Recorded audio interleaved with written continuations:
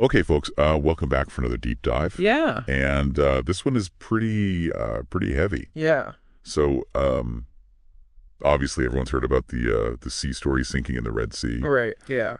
So this was a 44-meter wooden yacht. A big boat. Yeah, big boat that sank south of Marsa Alam. Oh, wow. Yeah, it was a big tragedy. Okay.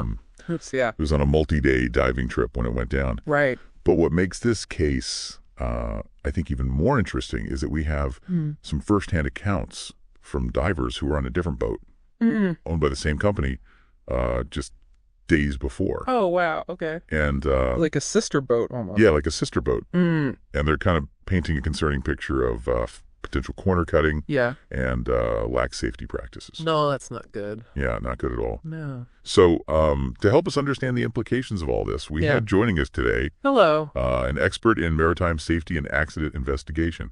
All right. So let's dive in. Yeah, let's dive in. What specifically jumps out at you about these accounts in relation to the Sea Story sinking? Well, I think the biggest thing that jumps out is just the overall sense that safety was not the top priority for this company. Yeah. So we have one account from a diver named Timothy, Okay. who was on the Sea Pearl, and he talks about a lack of life jacket drills, Oh, wow. no centralized alarm system. Which is, kind of critical for Yeah. letting everybody know there's a problem. Absolutely. Right. And just the general lack of communication about what to do if something goes wrong. That's a big one. Yeah, huge red flag. Yeah, because especially in, the diving world, Yeah. when things go bad, they go bad really fast. Yeah, And seconds count. absolutely. And you need to know what to do Yeah. and where to go. Right, exactly. Yeah. So the fact that they weren't having these drills and didn't even have a central alarm system, that's Yeah. really concerning. Yeah. Extremely concerning. Yeah. And it gets even worse because he talks about specific instances of corner cutting.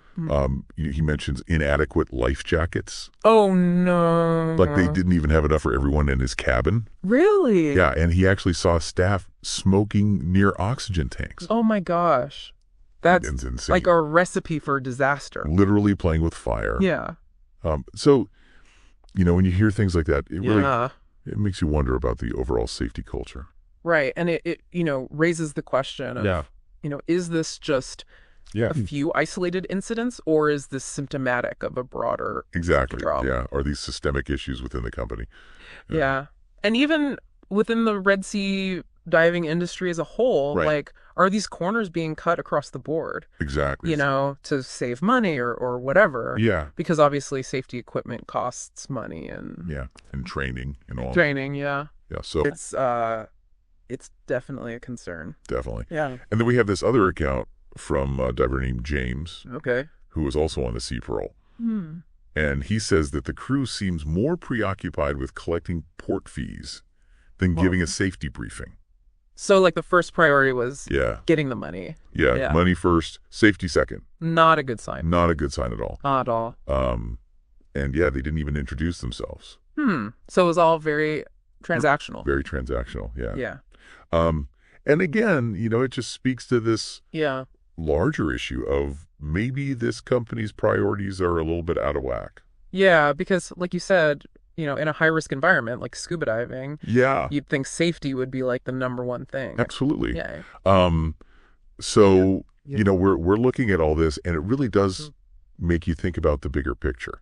Right. And you know what? Even if these accounts from the Sea Pearl don't end up being directly related to the sinking of the Sea Story, Right. it still highlights Yeah. how important it is to be vigilant about safety when you're doing, Especially in adventure tourism.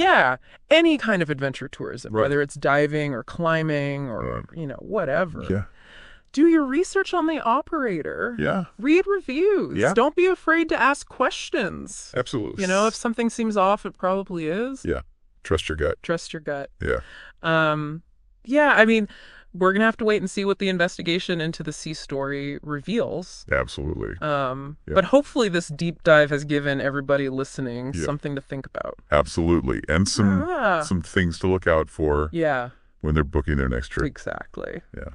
All right. So. Stay safe out there. Stay safe out there, folks. We'll keep you updated as we learn more about what happened with the sea story. Absolutely. All right. Thanks for joining us. Thanks for having me. And we'll see you next time for another deep dive. Sounds good. All right.